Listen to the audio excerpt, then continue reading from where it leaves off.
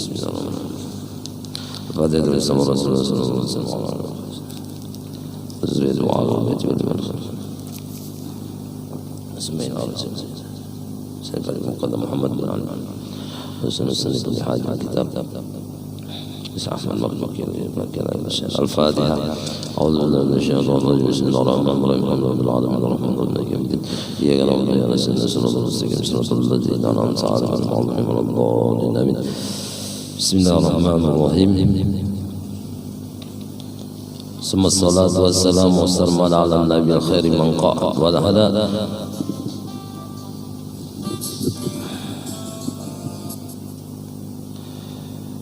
وقال المصنف رحمه الله تعالى ونفعنا به في الدارين آمين.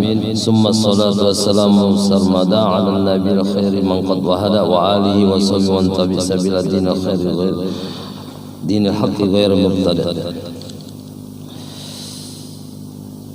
Kemudian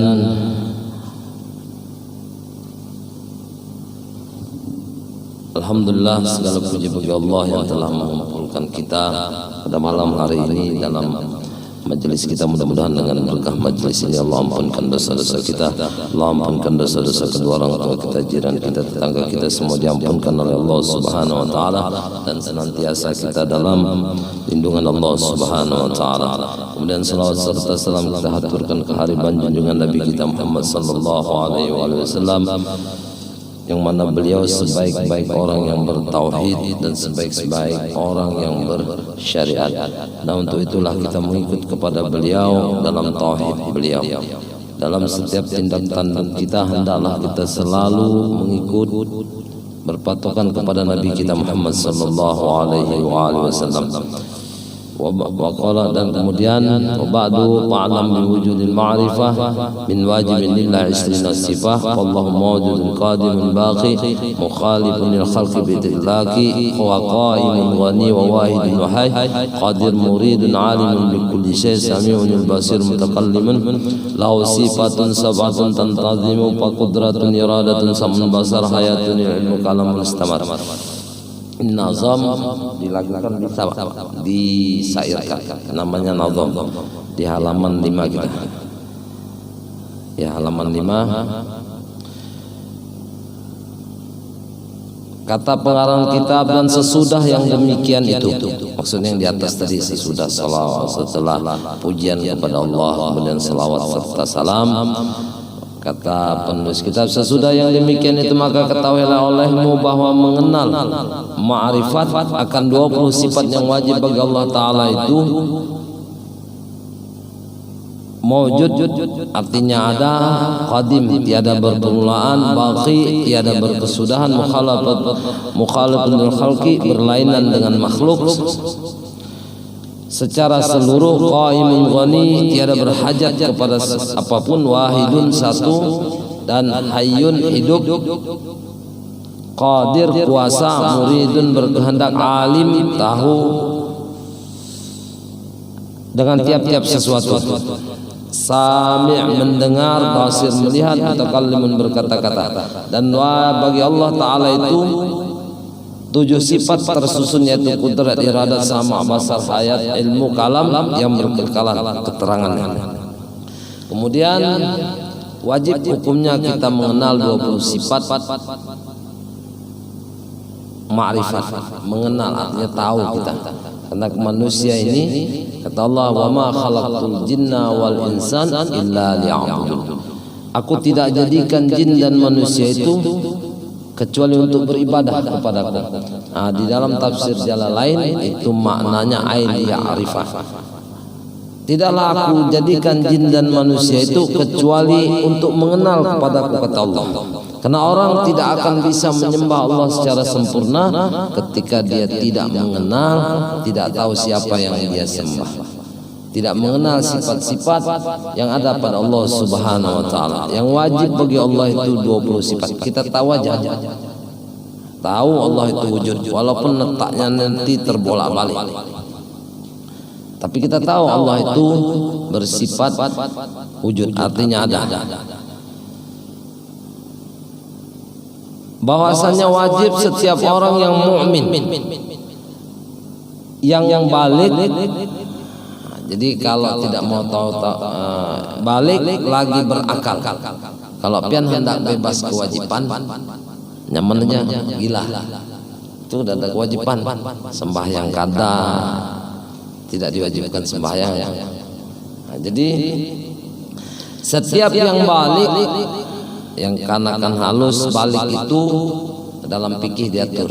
Balik itu kalau dia laki-laki biasa ditandai dengan ihtilam mimpi. Nah, kalau dia tidak mimpi-mimpi juga biasa ditandai dengan suara berubah kemudian muncul dakunnya. Perempuan ditandai dengan haid. Nah, itu tandanya.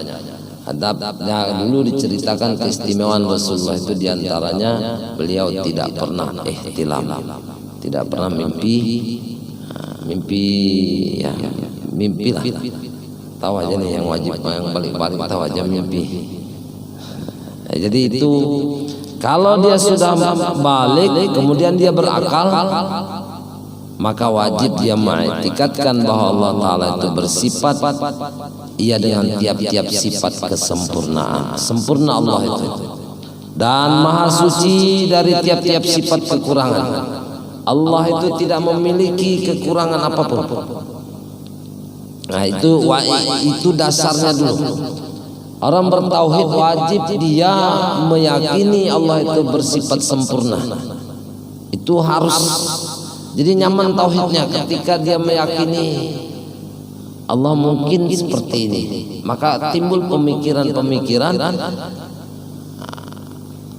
Setiap yang terpikirkan oleh kita, maka itu pasti memiliki kekurangan. Maka Allah memiliki sifat kesempurnaan. Kita lihat Pak, makanya Nabi Ibrahim alaihissalam itu dikatakan bapaknya tauhid, karena beliau bertauhid. Falamma ra'al samsi, ketika beliau melihat matahari, dia katakan haja rabbi haja akbar. Dia katakan ini Tuhanku, ini besar. Falamma afala, ketika matahari itu tenggelam, ujar Nabi Ibrahim, bah aku tidak menyembah sesuatu yang tenggelam. Ketika melihat bulan sempurna ini indah, ketika bulannya tenggelam, beliau pun mengatakan aku tidak bertuhankan yang bisa tenggelam, bisa hilang, bisa ada batas waktunya. Karena Allah Tuhan itu ujar Nabi Ibrahim memiliki sifat kesempurnaan. Matahari disembah, matahari kena malam hilang dah ya, diganti bulan. Bintang disembah, bintang hilang juga. Maka beliau mengatakan apa yang terkenal wa ana awalul minal muslimin, dan aku pertama-tama dari Hanifah muslim wa ma'ana minal musyrikin. Kata Nabi Ibrahim, aku tidaklah termasuk orang-orang yang mensekutukan Allah.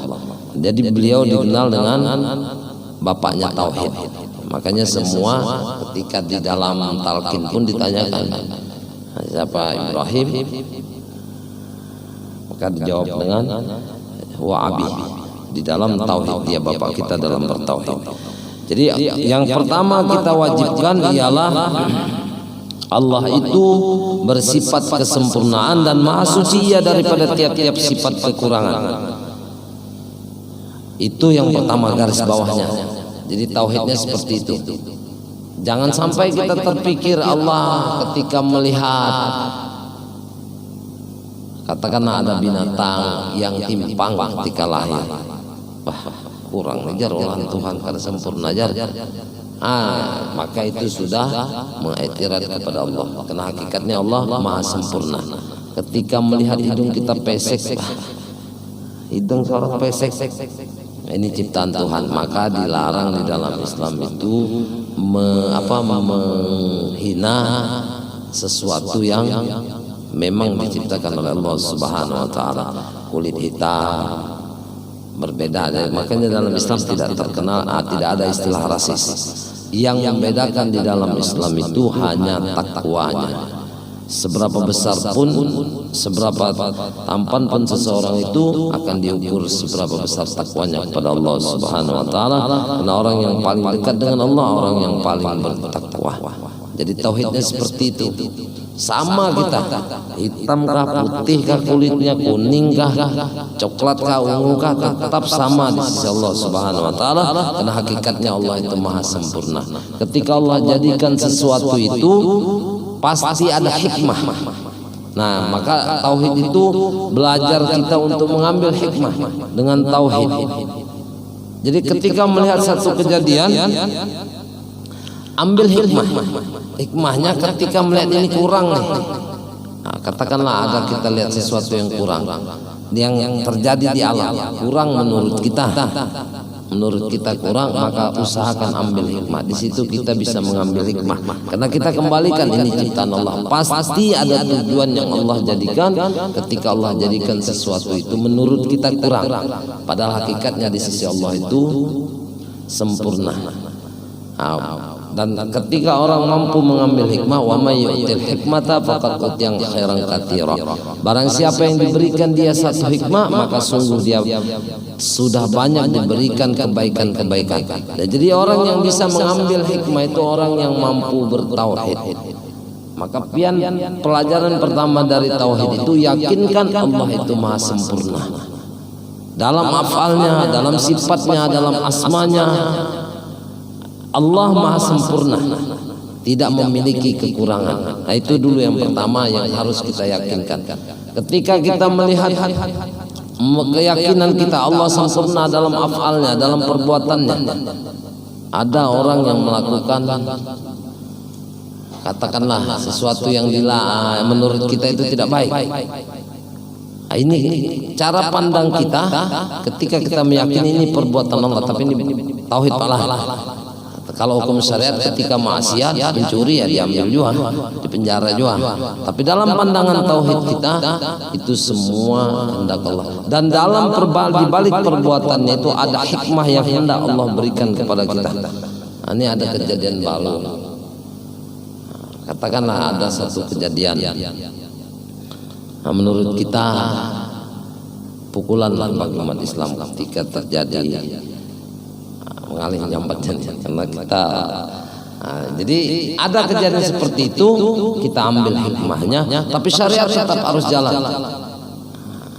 Cuma tidak sampai ke maksud kita, tidak sampai membekas di dalam hati kita, karena tauhid kita semua kehendak Allah Subhanahu wa taala, itu tauhid kita.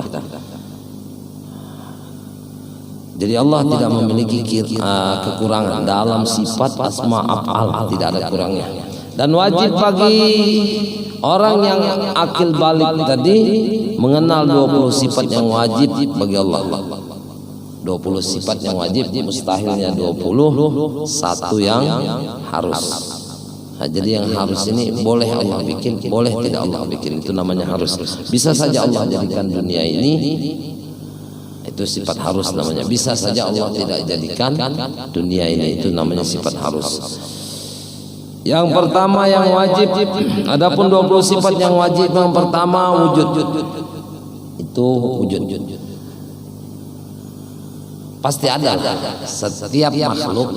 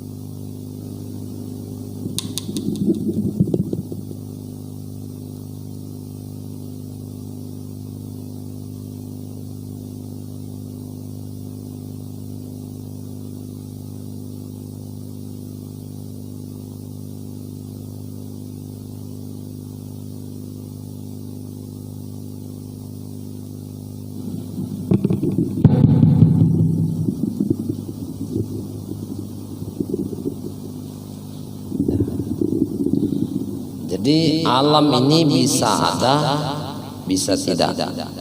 Tapi yang mencipta alam ini pasti ada, wajib ada dalam akal kita. Nah, itu namanya sifat wujud. Itu yang pertama. Jangan kita termasuk orang ateis. Ateis itu adanya alam ini berkat revolusi. Nah, tapi kalau di ujung-ujungnya revolusi di awal itu pasti ada yang menciptakannya. Jadi wujud ini, bukti adanya wujud ini sampai harus tahu. Ketika kita meyakini wujud Allah itu wujud, apa dalilnya? Itu harus tahu. Jangan bilang ikut-ikutan aja, bertaklid. Dalilnya yang dalil ijmal global, secara global dalil kita adanya alam semesta, adanya makhluk. Itu dalil secara ijmal. Karena logikanya seperti ini, setiap yang tercipta pasti ada pencipta. Nah, maka dalil pertama, dalil ijmalinya, globalnya itu adanya sekalian makhluk ini, adanya alam semesta. Itu dalil adanya Allah itu bersifat wujud.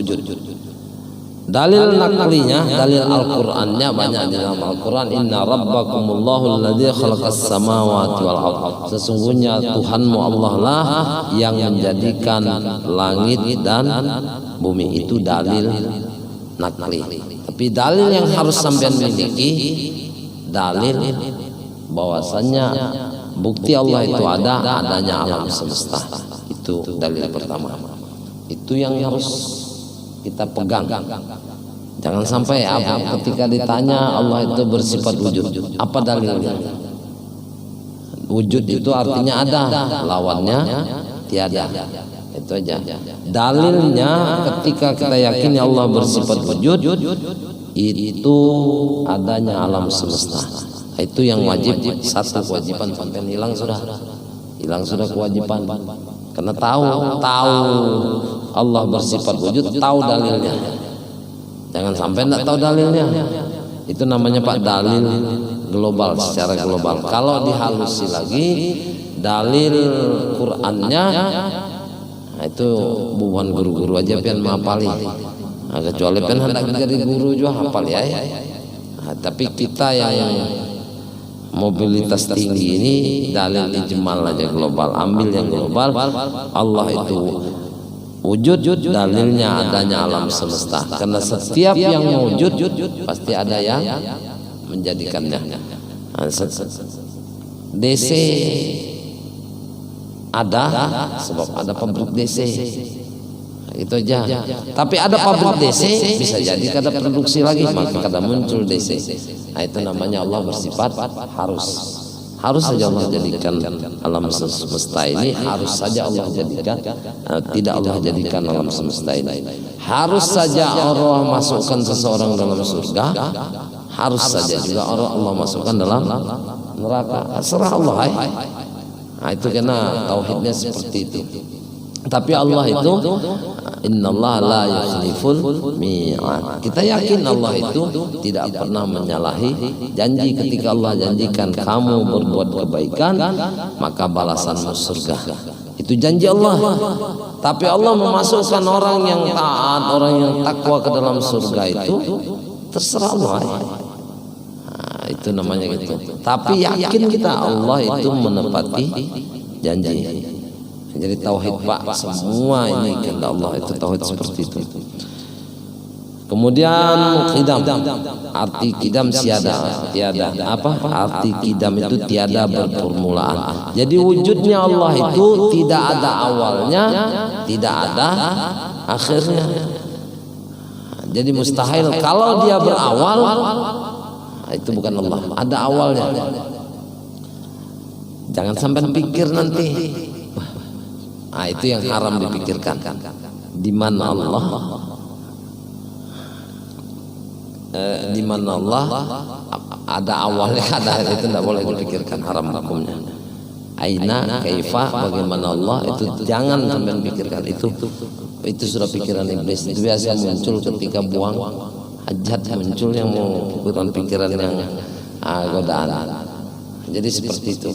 Kalau sudah berpikir, cepat-cepat kita kembalikan bahwasanya Allah itu bersifat sempurna. Nanti itu kadang-kadang muncul pikiran bagaimana, di mana, kapan, kenapa. Kalau kenapa bertanya tentang zat Allah itu jangan. Tafakkaru fi khalqillah wa la tafakkaru fi datillah. Berpikirlah kamu tentang apa yang Allah jadikan dan jangan pernah kamu berpikir tentang zat Allah. Jangan dipikirkan di mana, kapan adanya, itu kan seperti itu. Maka itu jangan dipikirkan, haram hukumnya, karena tidak ada jawabannya. Tidak ada jawabannya. Dan dalam tauhid kita, etikat itu etikat yang putus. Allah itu adanya tidak berpermulaan. Tidak ada permulaannya. Kalau dia berpermulaan sama dengan kita. Sampai awalnya tidak ada. Nah, kemudian lahir. Permulaannya kecil. Umur sehari kecil. Dalam perut itu kalau mau tahu setetes air. Karena ketahuan bapak mama aja yang tahu. Bapak mama aja yang tahu yang mana jadi sekian banyaknya. Dari sesendok sperma itu, yang mana yang jadi terjadi pertempuran di sana. Awalnya tidak ada setitik mani nutfah kecil aja.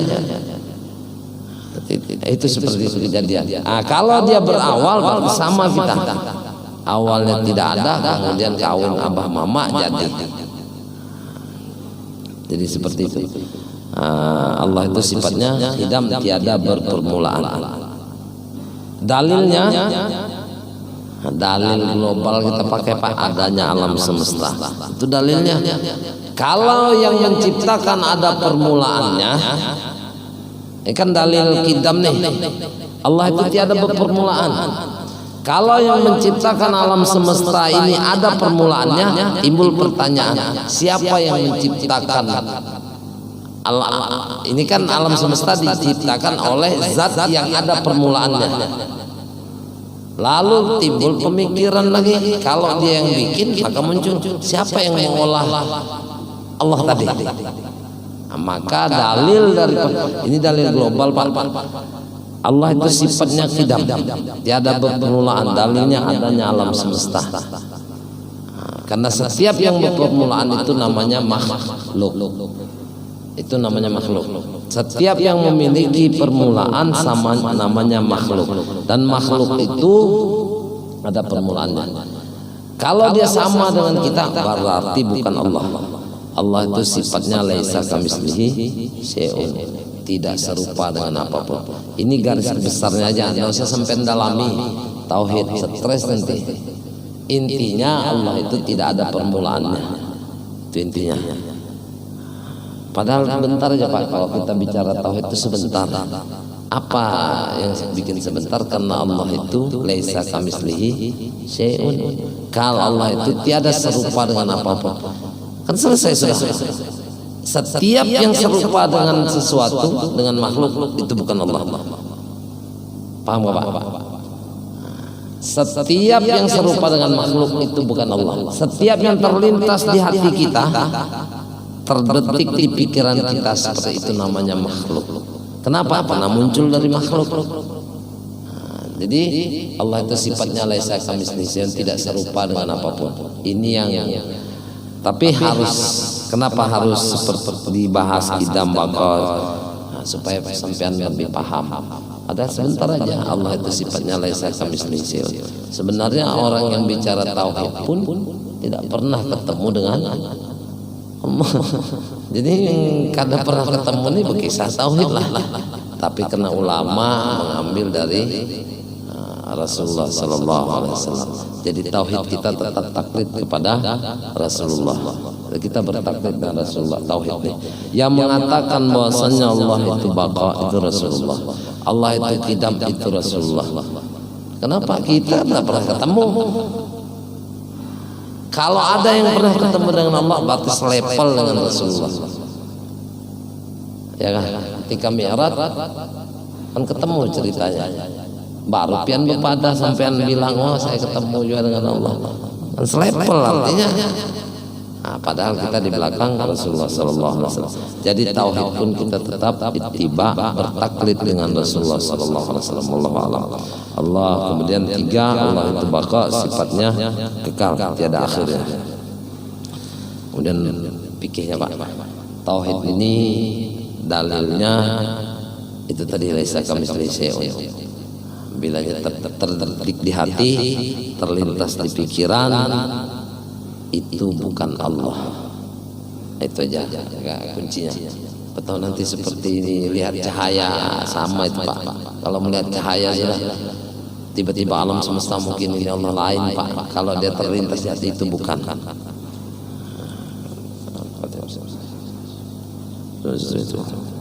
Fatihah.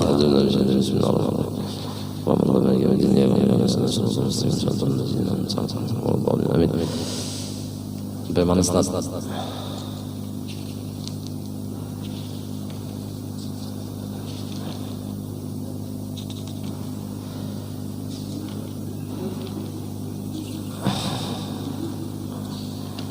Ini kasat. Ayat 8 surat subuh baca Quran. Qala musannif rahimahullah taala wa nafa'ana bi bidarin amin. Adab-adab masuk ke dalam tempat qada hajat. Asalnya itu. Pertama, memakai 2 sandal supaya aman dari najis, tidak menginjak. Yang kedua, menutup kepala supaya aman dari gangguan jin. Karena di WC itu Pak pasti ada jinnya. Dan usahakan tidak gugur di dalam WC. Kenapa? Ngalih obatnya. Nah, ditambahi jin pulang sudah gugur, tambahinya pulang. Nah itu sebabnya gugur di dalam WC itu biasanya sulit sembuhnya. Maka usahakan. Kemudian menutup aurat kecuali sudah di dalam kamar kecil tadi, itu menutup WC. Dalam kamar kecil masih menutup aurat kecuali sudah di dalam baru dibuka. Jangan dibuka duluan Pak. Kemudian usahakan berdoa ketika hendak masuk ke dalam WC. Allah bismillah. Allahumma inni a'udzubika minal khubsi wal khaba'is. Itu doanya. Minta perlindungan kepada Allah daripada hantu laki-laki dan hantu perempuan. Hantu aja Pak. Karena iblis ada hantunya namanya khubus. Itu dalam WC. Tauhid. Dan kelima, jangan membawa nama-nama Allah, nama-nama nabi atau nama-nama malaikat atau nama-nama kitab-kitab ilmiah atau nama-nama ulama di dalam WC. Nah, jadi kalau pian ngolah screen saver di HP, bisa screen savernya Allah ya. Nah, usahakan ganti aja screen savernya, diganti gambar apakah. Kenapa? Pertama, bila HP-nya berbunyi, pian andak di dalam kantong, pas Allah pulang tulisannya. Nah, jadi kurang ada. Bilanya di dalam HP, pian di kota, masuk WC umum, akun ninggal HP yang harga 2 juta di luar. Amai mereka ambilkan HP kejar. Nah, jadi usahakan tidak membawa nama-nama yang nama-nama Allah, nama-nama Nabi atau nama malaikat di dalam yang muncul. Kalau istilahnya tersembunyi kata kawah, artinya biasanya kalau dia tersembunyi. Kalau seperti mati seperti ini, padahal dalamnya ini kan ada Quran, ada hadis. Nah itu tidak mengapa dia. Kan banyak isinya dia. Nah, itu. Tapi kalau dia muncul,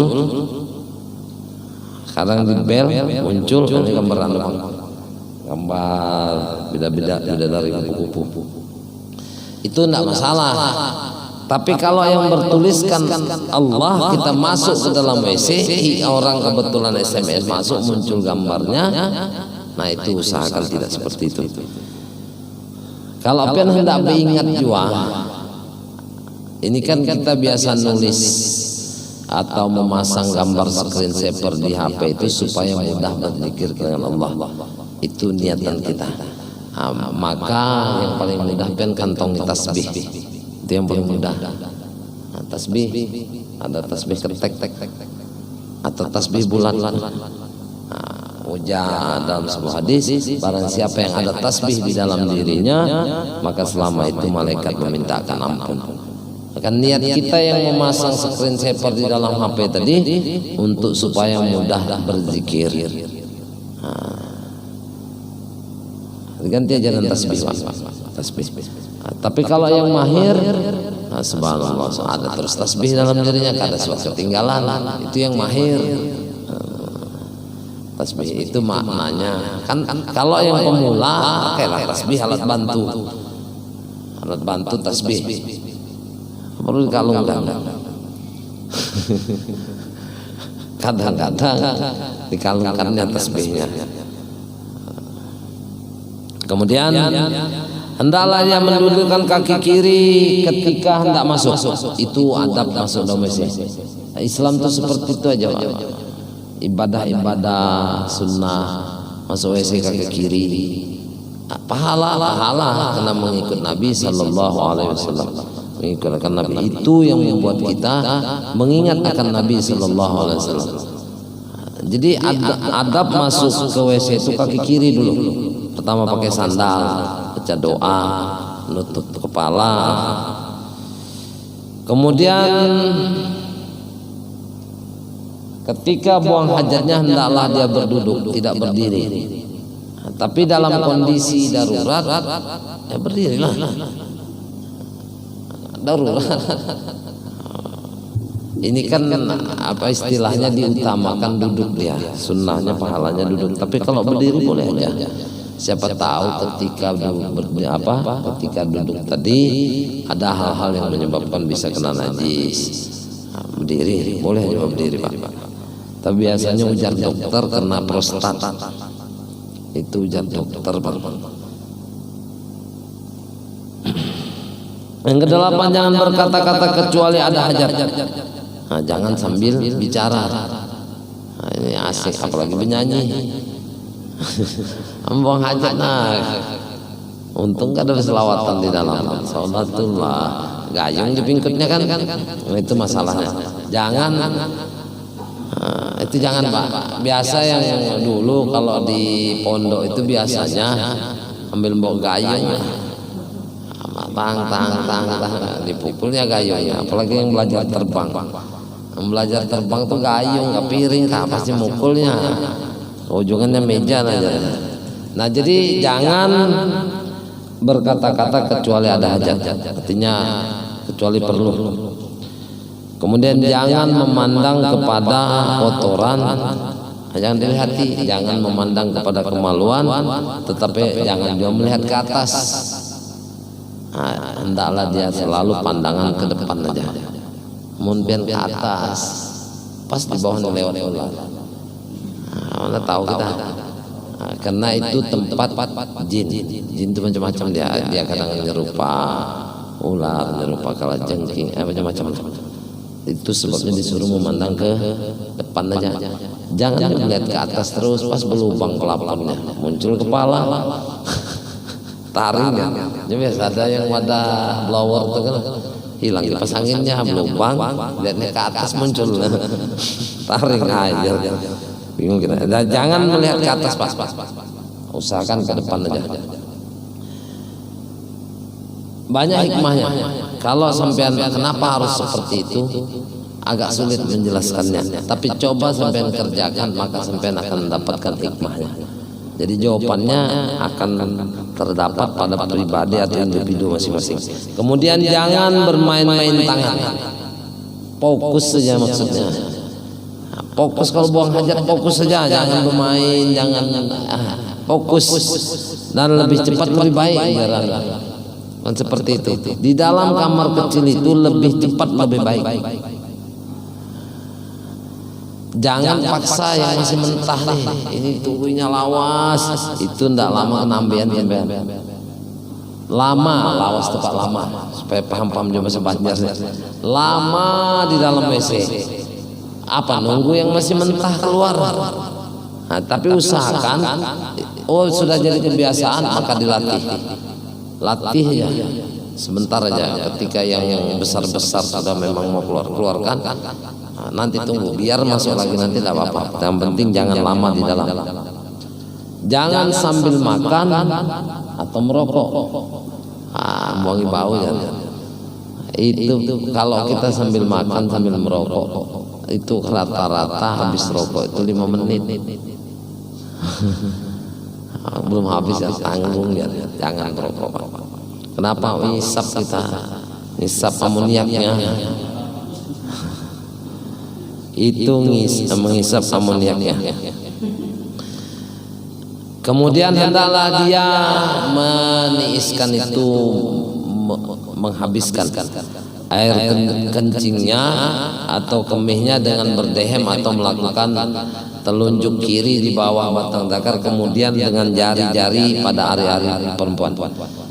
Jadi ini yang paling penting. Bahkan ulama itu, sebagian ulama mengatakan wajib. Itu namanya istibra. Istibra itu menghabiskan air di dalam kemaluan.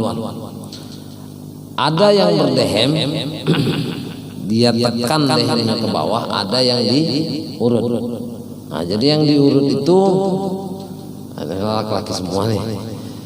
Dia gini Pak posisinya, posisi orang buang hajat. Kalau WC yang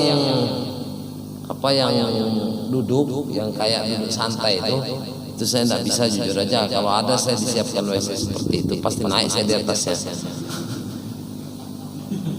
Karena bisa, anda mau keluarnya, terjepit. Kita biasa los. Jadi kalau buang hajat itu dia seperti ini ya.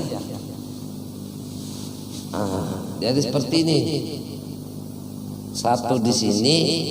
Nah, kemudian kalau sudah selesai, kira-kira habis sudah, pian kita tahan di lawas ini paling 5 menit itu lama sudah. Singkal ini keram. Ini jadi seperti ini ya buang hajatnya. Kemudian kalau sudah selesai, itu diusahakan didehemkan tadi, ditekan ke bawah atau diurut. Nah kalau diurut itu dari tengah. Nah, ini kantong menyannya di tengah antara kemaluan dengan dubur dengan kubul. Nah, dubur itu yang di belakang, kubul yang di depan. Di tengah itu ada urat, ditekan pelan aja, tarik ke atas. Tekan. Jangan langsung di sininya, di sininya, di bawahnya tekan pelan aja, jangan kuat. Apalagi pakai sabun jangan. Lain-lain keluar nanti. Nah, jadi itu sebagian ulama itu mengatakan wajib. Kenapa dikatakan wajib? Kadang-kadang orang kalau habis buang air kecil itu begitu dia, kalau dia tidak berdehem atau dia urut, kadang-kadang apalagi kalau sampean habis duduk di jok motor panas, ada motor berjemur, kemudian kita duduki panas, nah itu menimbulkan penyakit yang kencing kurang lempias, enggak habis masih ada. Jadi ketika sudah dicuci, duduk kita cuci nih, berdiri kita kadang-kadang keluar rasanya, nah itu najis. Pakai celana, kalau sampean mau tahu apakah istinja sampean itu sudah benar apa belum, setelah mau cuci celana dalam pencium, kalau dia bau pesing lah, nah itu berarti belum sempurna. Tapi kalau dia bau peluh aja, itu ada yang bau peluh itu, bau keringat, nah itu normal, karena pasti ini basah kan keringatan. Tapi kalau dia bau pesing, itu tandanya istinja kita belum sempurna, maka dibagusin istinjanya, itu paling penting. Karena kata Rasulullah, tanazzahu minal baul fa inna ammata min adzabil qabri min. Kata Rasulullah, perhatikanlah daripada buang air kecil kalian, karena kata Rasul kebanyakan dari siksa kubur itu dari baul, dari buang, salah teknik mencuci. Ketika dia bawa, apalagi kita pakai celana panjang, sholat di kamar tadi, kita enggak, katakan tidak kita urut, begitu kita pasang celana kan berdiri tuh. Kadang-kadang ada rasa di dalam selang, ini logika kita aja Pak. Apalagi kalau yang punya panjang kan, dalam selang tadi, itu kan selang. Kalau sampai nyemprotkan air dalam selang itu pasti tertinggal sisanya. Nah sisa itulah kalau dia keluar dia jadi najis. sedikit aja najis itu tidak banyak lah, setetes tetap najis dia. Jangankan setetes, baunya aja ada najis. Nah, kena syarat nanti, syarat istinja apa? Syarat membersihkan najis itu kan hilang warnanya, hilang bendanya, tidak ada warnanya, tidak ada baunya. Nah, kalau nasi berbau berarti belum sempurna, dan ini yang kurang kita perhatikan. Kalau sampean misal, saya tahu kita kerjakan pakai celana nih, nah, bawa aja sarung lah, sana simpan sarung pentaris di musola, pentaris ya, kamu buang air itu kan masuk daripada Pak, itu artinya kita berhati-hati, dan itu pahala juga kalau kita memperhatikan di bidang ibadah kita. Jadi itu jangan sampai, kalau dia perempuan ditekan harinya, dan usahakan dicukur Pak rambutnya, cukur rambutnya 40 hari sekali, jangan tidak, karena itu fitrah. Jadi fitrah itu, fitrah manusia itu mencukur bulu kemaluan, mencabut bulu ketek, kemudian merapikan janggut, itu fitrah. Memotong kuku itu fitrah. Jangan biarkan kuku panjang. Nah, kalau tidak ada manfaatnya, potong aja Pak. Sunnah hukumnya. Iya kalau rajin bersihkan. Wudu itu, ini kita nanti bab wudu. Wudu itu dia harus sampai ke seluruh, di bawah kuku itu harus sampai. Kalau kuku sampean, tidak ada larangan memelihara kuku, itu tidak ada larangan. Tapi sanggupkah kita memperhatikan wudu kita, memasukkan air ke dalam kuku? Kemudian yang paling kita ingatkan, mencukur bulu kemaluan. Karena kalau dia gondrong lebih dari 40 hari, 3 bulan misalnya tidak pernah dicukur, apalagi seumur hidup, sampean kalau masuk musola pakai sarung itu hamburan dia. Ustaz Barit aja kalau nyapu lihat satu itu, padahal bisa jadi ambil gini, pasti yakin saya nak megang dia, apa dilihatnya keriting, tidak megang saudara. Jadi itu sunnah hukumnya, tapi bisa menyebabkan dosa. Orang asik angkat takbir, begitu mau sujud keriting di muka. Siapa yang mau sujud di atas keriting itu? Kan tidak ada. Nah, maka perhatikan itu tadi, bulu hari-hari 40 hari sekali Pak mundur. Beli aja, kalau malas belian itu beli aja, cukur aja. Ini sunnah dan enak juga Pak. Biasanya celana dalam itu tidak ada baunya kalau dicukur terus, diperhatikan. Jangan malas nyukur itu Pak, karena itu bisa menyebabkan tidak ketahuan dosa kita. Tahambur di masjid ini, itu tadi gara-gara bulu itu batal orang sholat. Bilangnya ditiupnya. Ketika tiupan itu mengeluarkan suara, sholat itu diantara rukun sholat itu tidak bersuara lebih dari satu huruf kecuali bacaan sholat. Nah, kalau itu kan bukan bacaan sholat. Ditiupnya supaya bisa sujud, maka kena sampean. Yang menghambur bulu itu tadi kena juga pahalanya, dosanya. Jadi itu Pak perhatikan. Itu tadi istibra, diurut. Karena ini penting nih, dan ini yang bisa menyebabkan sholat seseorang tidak diterima sebab kurang bersih dalam istinja. Yang 14, mendahulukan kaki kanan ketika dia keluar. Nah, jadi kalau keluar dia dahulukan kaki kanannya, tapi usahakan bagus-bagus dulu pasang seleti. Jangan lupa kan, di besleting, di besar dalam apa? Nah, jadi perhatikan, kita ini sudah amal sedikit, minimal kita perhatikan dulu cara istinja kita supaya menjadi jaminan yang sedikit tadi menjadi aman. Kemudian membaca doa ghufranaka ya Allah, ghufranaka ya Allah, ghufranaka ya Allah, atau ghufranaka ya Rahman, ghufranaka ya Allah, ghufranaka ya Rahman, ghufranaka ya Rahim. Itu di luar sudah, jangan di dalam. Sudah di luar. Sudah keluar mengeluarkan kaki kanan, keluar kenapa di dalam ketika keluar kita harus istighfar, di luar itu harus istighfar? Sebab di dalam tadi kita tidak bisa zikir, kan disuruh diam aja. Artinya kita memohon ampun kepada Allah, sebab di dalam tadi ya Allah aku tadi tidak bisa berbacaan, tidak bisa berzikir, tidak bisa baca sholawat.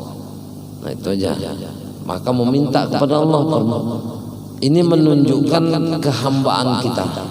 Kita ini hamba, walaupun Allah yang suruh di dalam jangan baca Yasin. Dan jangan baca, kan larangan. Tapi ketika keluar kita masih memohon ampun kepada Allah sebab tidak bisa berbacaan di dalam. Nah, ini menunjukkan bahwasanya kita ini benar-benar hamba Allah. Ya Allah ampunlah. Padahal tahu kita larangannya memang seperti itu. Nah, mana supaya mudah pahamnya? Carikan contoh Pak Tamsil. Menunjukkan kita ini taat dengan raja. Karena di perintah lain Allah sebutkan berzikirlah kamu pagi, sore, siang, qiyamu wa qu'udan wa ala junubikum. Kan perintahnya seperti itu. Zikrullah qiyamu wa ala. Berzikirlah kalian kepada Allah dalam kondisi berdiri, berduduk, baring. Itu kan perintah Allah. Tapi ketika di dalam WC itu ada larangan. Lalu begitu keluar kita menunjukkan diri kita, ya Allah mohon ampun. Aku di dalam saya tadi hamba tadi tidak bisa berzikir di dalam. Maka ucapan yang keluar pertama ghufranaka ya Allah, ghufranaka ya Rahman, ghufranaka ya Rahim, atau astagfirullahaladzim, astagfirullahaladzim. Nah itu seperti, atau di dalam tadi melakukan kesalahan. Kemudian alhamdulillahilladzi adhabal anni ada wa afani. Segala puji bagi Allah yang telah menghilangkan daripada aku kotoran dan menyehatkan aku. Nah ini tauhidnya Pak. Yang membuat kita sehat itu Allah.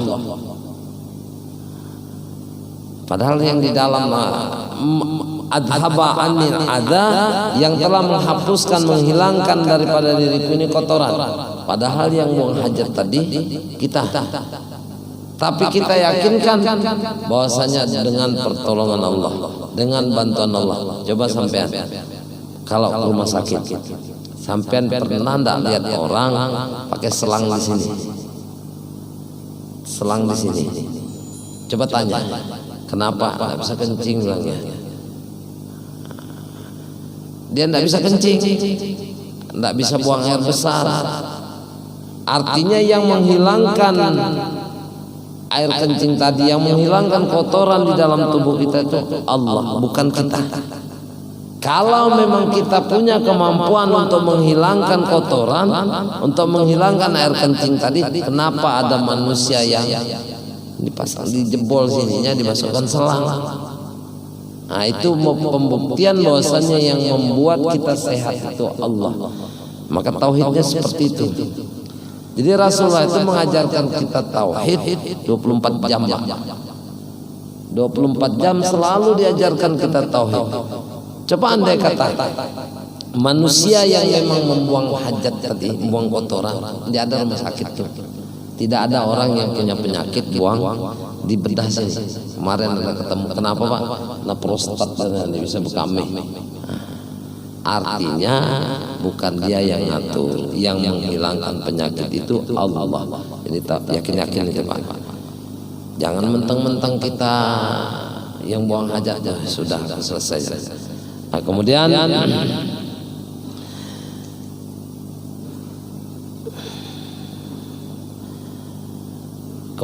kalau Allah mutahhir qalbi minan nifaq hasin farji minal fawahis.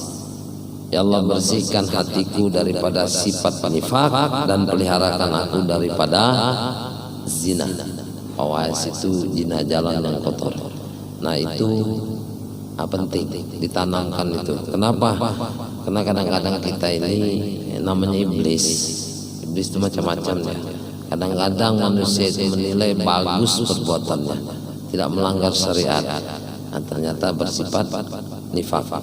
Itu doanya. Kalau sampai hafal, kalau tidak apa-apa juga. Tapi minimal alhamdulillah. Itu minimal ya. Lama nih ngapal bibirnya Allah mutahhir qalbi minan nifaq wasin. Lama menghafalinya ya. Minimal ketika keluar alhamdulillah itu minimal ya. Supaya kita tidak lupa, intinya supaya kita tidak lupa kepada Allah, karena semua berkat pertolongan Allah Subhanahu wa taala. Kemudian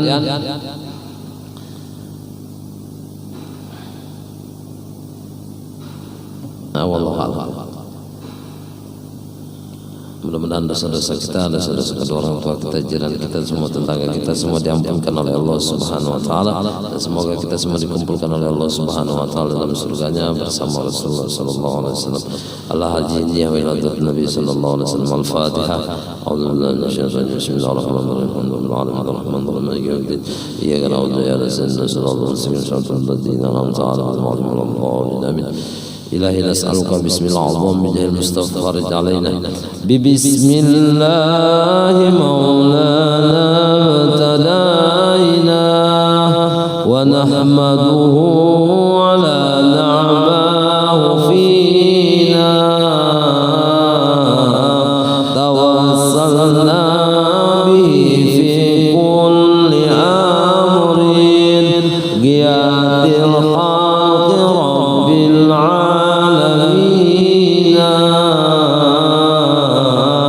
وبالأسماء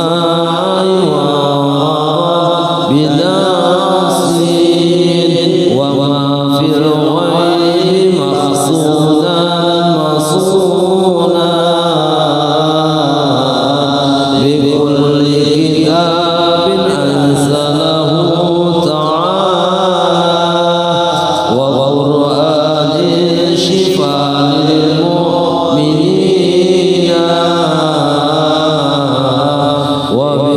وبالهادي توسلنا ونودنا وكل الأنبياء والمرسلين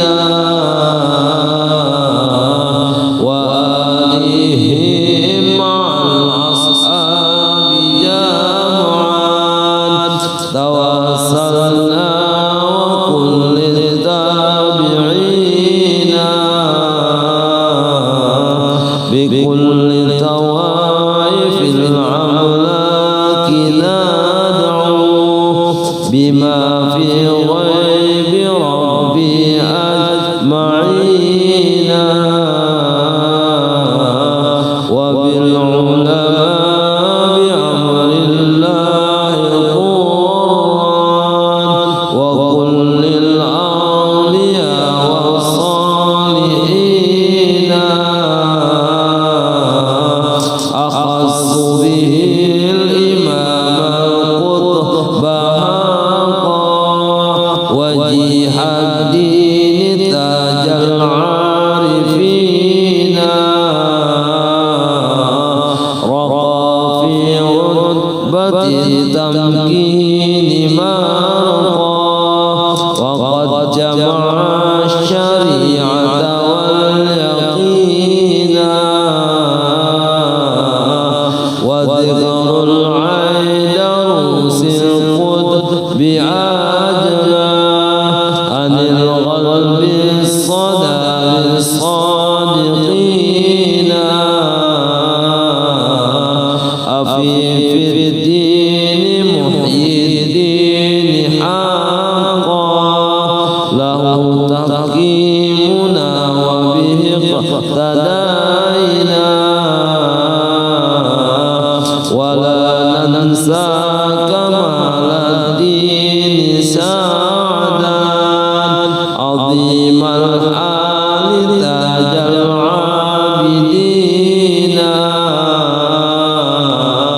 ونظمها أبا بكر إماما أباه إله جاء مكينا بهم ندعو إلى المولى تعالى بغفران يوم الحاضرين ولطف شامل ودوام ساطر وغفران لكل المذنبين ونختمها بتحسين عظيم بحول الله لا يضر علينا وستر الله مسؤول علينا وعين الله ناظرة إلينا ونختم بالصلاة على محمد إمام الكل خير الشافعين قبل الله منكم